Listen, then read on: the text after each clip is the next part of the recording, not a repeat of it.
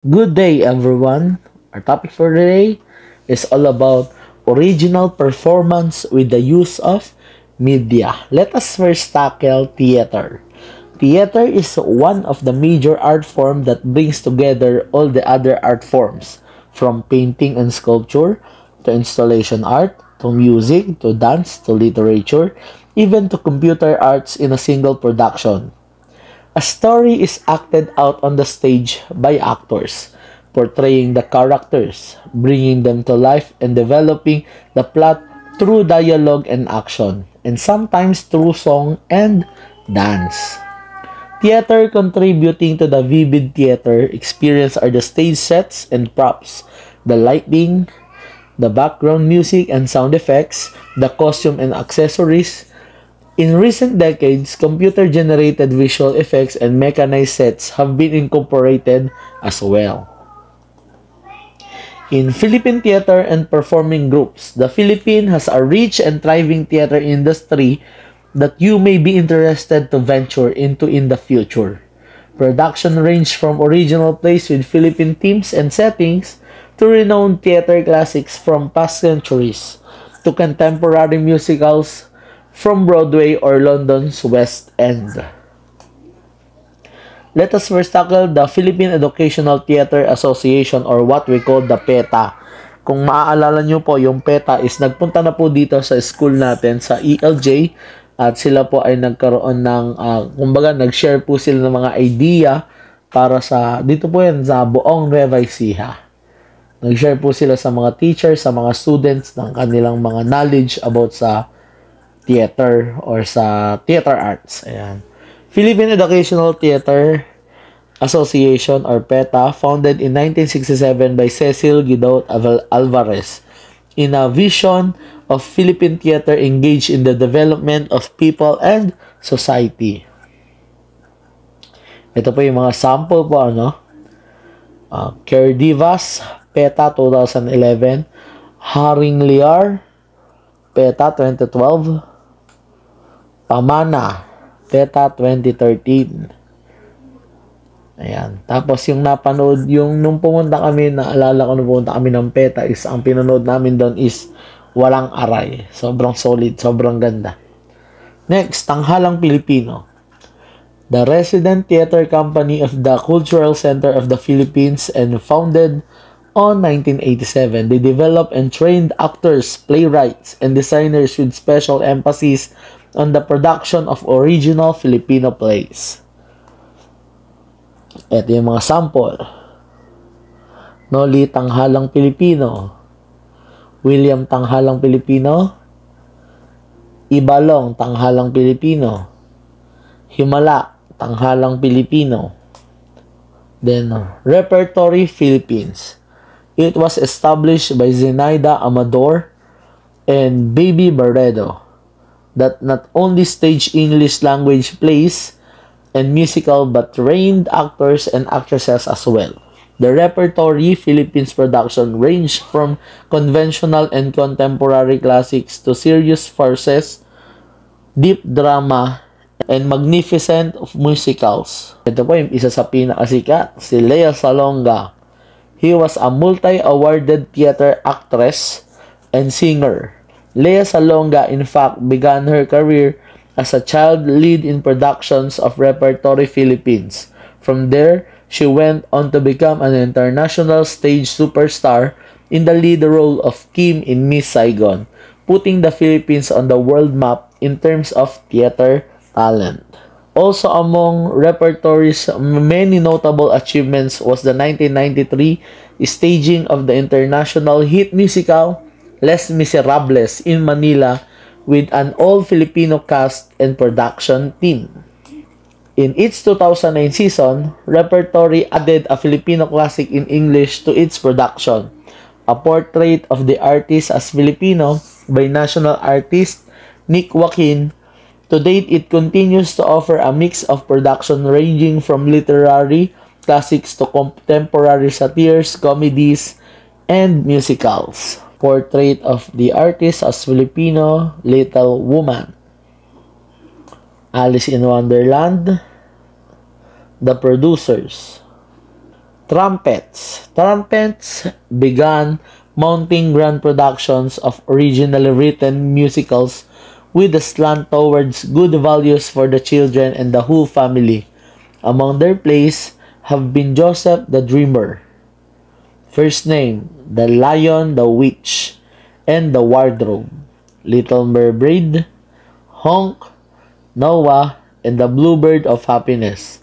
The intention of Trumpets is to provide wholesome theater experiences for Filipino youth, while also building up the Filipino theater going public. Ibig sabihin, dito palang ini-engage na nila yung mga youth o yung mga kabataan, no? Para syempre, mas mapayaman natin yung ating culture. New Voice Company, established in 1994 by Monique Wilson. Also a repertory Philippines protege who went on to star on the international stage. New Voice has earned a reputation for staging thought-provoking productions on daring and deep topics like Aspect of Love, The Male Voice. Philippine Opera Company was founded in 1999 by a group of dedicated classically trained singers led by soprano Carla Gutierrez as artistic directress. The POC seeks to develop informers as well as audience for classical music performances, both foreign and Filipino, like Harana, then The Mikado, Theater Down South. In 2007, the Theater Down South was founded with Philippine theater mainstay Michael Williams as artistic director. The vision of the company is to widen the reach of stage productions beyond the traditional centers within Metro Manila and therefore develop a broader audience base. A Midsummer Night's Dream, then the Red Carp Theater. Funny thing happened on the way to the Forum Theater Down South. Roles in a stage production. Most visible on stage in a theater production are the actors and actresses playing their roles. However, behind the scene is an entire team whose work begins months in advance of the actual performance. It is they who support the actors and enable them to truly bring the play to life, while the members of this team may depending on how complex or simple the production is. Basic roles that most plays requires. Number 1 is producer. Producer is a professional stage production. This is the person who takes the play from mere concept to an actual finished presentation. He or she chooses all the team members and assign them their function and oversees the casting of the actors and actresses for the different roles. Next, the director. Director is the overall artistic coordinator of the entire production throughout the play's rehearsals. The director instructs and guides the actor as to the delivery of their lines of dialogue, their position and movement on stage, the thoughts or feelings they are to convey through tone of voice, facial expression, and gestures. Playwright. For a script intended for stage performance, the writer of the script is more specifically called a playwright.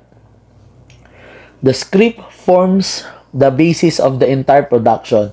It contains the exact lines of dialogue that each character will memorize and deliver on stage, often with notes on tone of voice, facial expression, and even movement or blocking. Next, set designer. The concept and creation of the physical stage setup is the task of the set designer.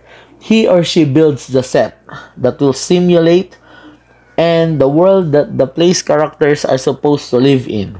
The set may be realistic and filled with authentic details, or it may be minimalist, merely suggesting the setting with a few pieces of furniture or props and a simple backdrop.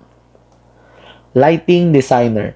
Coordinating closely with the set designer is the lighting designer. Lighting is critical in creating the mood of each scene in the play, highlighting a dramatic moment, signaling the entrance of a character, focusing attention on a specific spot on stage, or even providing the blanket of darkness for set and prop changes. Costume designers. The actors and actresses must look believable in their roles, and much of this is owed to the costume designer. He or she studies the general setting that the play is meant to take place in, as well as each character in the script. He or she then decides that what attire will not only give the audience a clear sense of the setting, but will also express each character's personality and distinct qualities. Sound designer. Similar to the lighting designer, the sound designer serves a vital role in creating and enhancing the atmosphere of the performance. Sound, in this case, includes music both on stage and as a background, which the sound designer may need to source to suit the general time and pace of the play, as well as the particular scenes. Next, production manager. Coordinating all the complex behind-the-scene details of staging a play is the production manager. He or she is tasked with overseeing the crews for the set and props, the sound and music, the lighting, and the costumes. This includes ensuring that all the needed elements, facilities, and equipments are not only available but are in good working order, properly cataloged and labeled, and safely stored from one rehearsal to the next, up until the time of the performance. Technical director. The technical director shadows the play's director throughout the entire production process. From the time the director presents his or her vision for the play and issues instruction at every rehearsal, the technical director carefully notes how each actor and every member of the stage, sound, lighting, and costume crews need to be coordinated to bring the director's vision to life, ensuring that every instruction is properly executed. In case choreographer. In case where a play involves dance in certain scenes, a choreographer is included in the production team. He or she not only plans out all the dance steps to suit the music, but also rehearses the actors until they are able to perform the dance skillfully while remaining in character on stage. Makeup designer. Makeup designer, as the costume designer deliberates on the character's main attire, the makeup designer is brought in to plan the hairstyle and the makeup to complement the costumes. The work of the makeup designers may be as simple as making the actors look natural for their respective roles, based on their character's age and personality, and the time and place of the story. And that's all for today. Goodbye. Thank you.